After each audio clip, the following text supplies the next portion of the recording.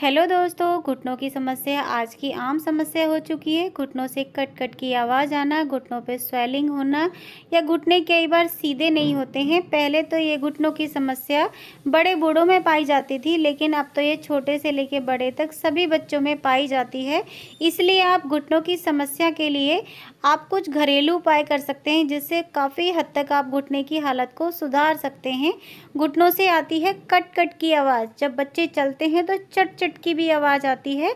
कुछ लोग तो घुटनों में ग्रीस बनाने के लिए दवाइयाँ खाते हैं। कुछ लोग घुटनों की सर्जरी कराते हैं। दोस्तों, कई बार सर्जरी भी सक्सेस नहीं होती है, हमारे घुटने पहले से भी बदतर हो जाते हैं। तो घर की होम रेमेडी से आप घुटनों को काफ़ी हद तक ठीक कर सकते हैं।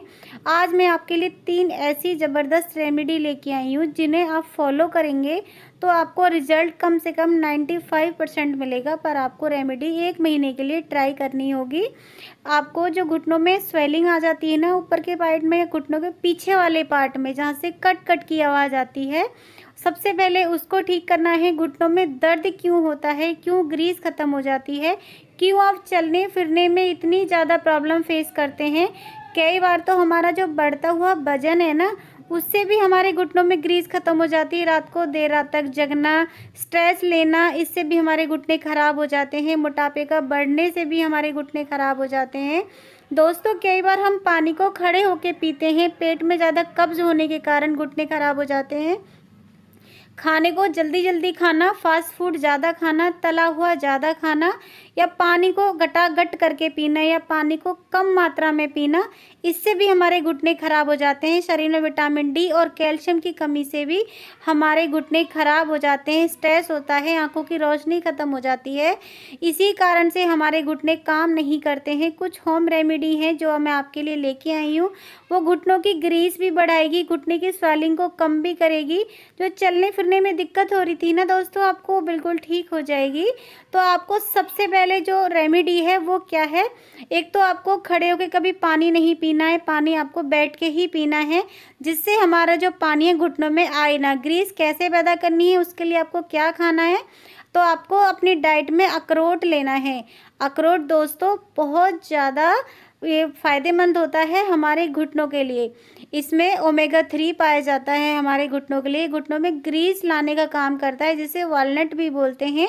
अब जो अखरोट है ना, वो कैसे लेने हैं आपको मार्केट से। आजकल मार्केट में ना छिले हुए अखरोट मिलते हैं दोस्तों। तो काफ़ी समय से जो पैक होते हैं ना, उनमें जो ऑयल होता है वो दोस्तों ख़त्म हो जाता है। हम उसे खाते हैं पर हमें बेनिफिट नहीं होता है। हम कहते हैं कि हमने अखरोट खाए थे पर हमें बेनिफिट नहीं हुआ। तो आपको अखरोट लेने हैं, ये वाले जो कवर वाले होते हैं, उनको तोड़ें आप घर में आके। आपको रात को 2 से 3 अखरोट भिगोने हैं और सुबह इस अखरोट को आपको चबा चबा के खाना है। इसके साथ आप 1 गिलास गर्म दूध ले सकते हैं, या फिर आप इसको ऐसे ही चबा चबा के खा सकते हैं। कोशिश करें कि आप कवर वाला अखरोट लेके आएँ, विदाउट कवर वाला अखरोट ना लेके आएँ, क्योंकि इससे आपको पूरा फ़ायदा मिलेगा जो आपके घुटनों के लिए ज़रूरत है। घुटने बिल्कुल ठीक हो जाएंगे दोस्तों। आप 1 महीने तक इसका सेवन कीजिए दूध के साथ। मैं दावा करती हूँ घुटनों की ग्रीस बढ़ने लगेगी, सूजन कम हो जाएगी, आप अपने को पहले से बेहतर महसूस करोगे। जो नेक्स्ट रेमेडी लेके आई हूँ मैं आपके लिए, वो है पारिजात या हार सिंगार के पत्ते। ये आपको अपने घर के आसपास मिल जाएंगे। इसको हम पारिजात भी बोलते हैं, इसको हार श्रृंगार का भी पत्ता बोलते हैं। ये बहुत ज़्यादा फ़ायदेमंद होता है घुटने की स्वेलिंग को कम करने के लिए, आर्थराइटिस को कम करने के लिए, घुटने को फिर से चलाने के लिए। जिस तरीके से हमारे शरीर में कहते हैं ना कि विटामिन डी की कमी के कारण हम चल नहीं सकते हैं, तो ये काफ़ी हद तक हमारे घुटनों को बिल्कुल सही कर देता है। आपको हार श्रृंगार के 3 पत्ते लेने हैं। इसके फूल, पत्ती, छाल, इन सब का इस्तेमाल दवाइयों में होता है हार श्रृंगार का। तो ये बहुत ही फ़ायदेमंद पौधा होता है। आप इसे अपने घर में भी लगा सकते हैं। अगर आपके आसपास ना हो तो आपको करना क्या है, 3 से 4 पत्ते लेने हैं आपको हार श्रृंगार के। इसके फूल नहीं लेने हैं दोस्तों, सिर्फ पत्ते लेने हैं। पत्तों को लेके अच्छे से वॉश करें और उसकी एक चटनी सी बना लें मिक्सी में। आपको उसके बाद लेना है हल्का कोसा पानी, गुनगुना पानी, उसमें 1 चम्मच डालना है और घोल के गुनगुना सिप सिप करके पीना है, एक साथ नहीं पीना है। आपको ये सुबह खाली पेट या फिर खाना खाने के 2 घंटे बाद अगर ना ले सकें आप सुबह सुबह खाली पेट, तो खाना खाने के बाद लें। सुबह सुबह 3 गिलास गुनगुना पानी पिएं, इससे आपका पेट अच्छे से साफ़ होगा, आंतों की सफाई होगी तो हमारी पेट की बीमारियां भी कम होंगी। जो नेक्स्ट रेमेडी मैं आपके लिए लेके आई हूँ बहुत ही ज़बरदस्त है, उसको आप 1 महीने फॉलो कीजिएगा। वो है हमारा नारियल का पानी। नारियल का पानी इतना इफ़ेक्टिव होता है घुटनों में लचीलापन लाने के लिए, घुटनों की ग्रीस को पैदा करने के लिए, हमारे शरीर में मिनरल्स की जो कमी हो गई है उसको पूरा करने के लिए। तो आप गर्मियों में डेली 1 नारियल पानी पिएं। अब जैसे सर्दियों का टाइम चल रहा है तो आप कोशिश करें कि सुबह सुबह खाली पेट आप नारियल पानी पिएं। उसके बाद आप अपना खाना खाएं। 2 घंटे बाद आप पारिजात का पत्ता या हार श्रृंगार का काढ़ा पिएं। आप इस चीज़ को डेली फॉलो करें। आपको अगर शरीर में विटामिन डी की कमी है तो आप थोड़ी देर सुबह सुबह धूप में 10 मिनट ज़रूर बैठें।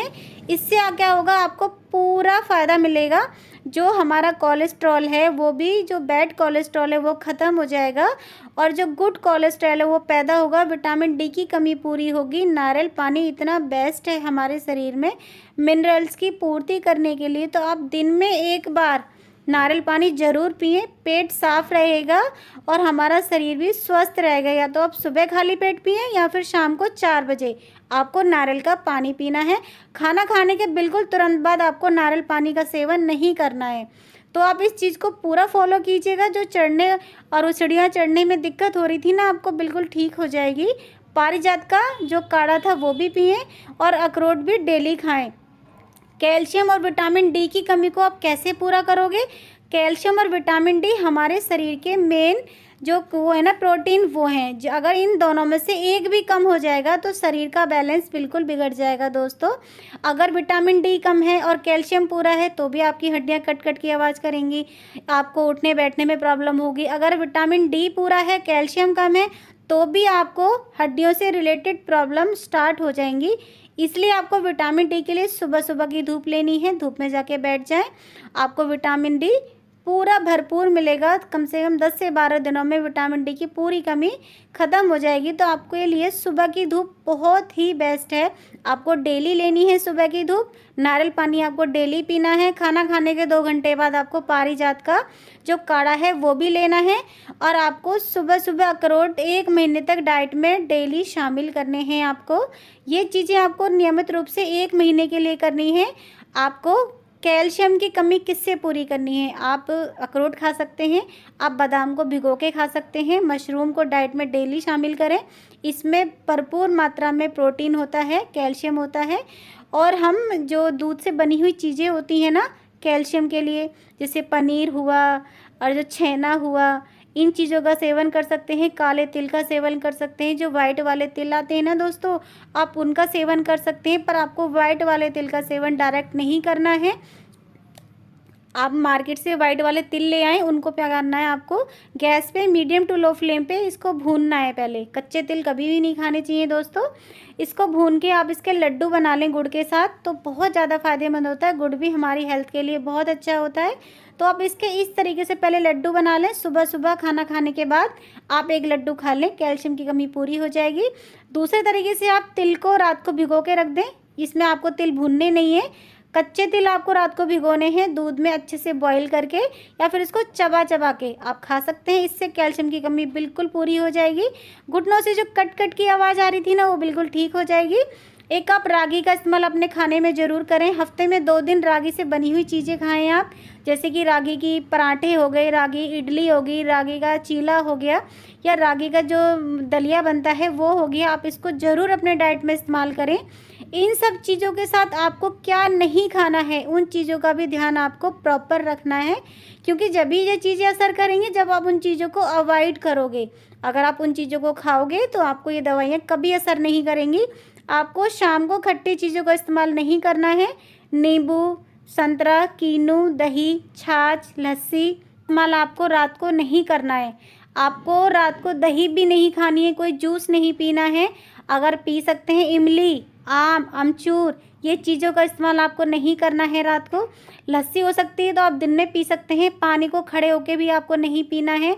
पानी को जब भी पिएं बैठ के पिएं, इस बात का बिल्कुल ध्यान रखें। पानी को सिप सिप करके पीना है, जैसे हम चाय या दूध पीते हैं। पानी की क्वांटिटी अपने शरीर में पूरी रखें। कम से कम दिन में 12 गिलास पानी पिएं। इससे आपके जो घुटनों में लचीलापन है वापस आएगा और घुटने बिल्कुल ठीक हो अच्छा, क्या नहीं जाएंगे। ज़रूरी, इस वीडियो वीडियो अच्छी को लाइक लगी हो करते तो जाइए। ज़्यादा से ज़्यादा शेयर करें। मिलती हूँ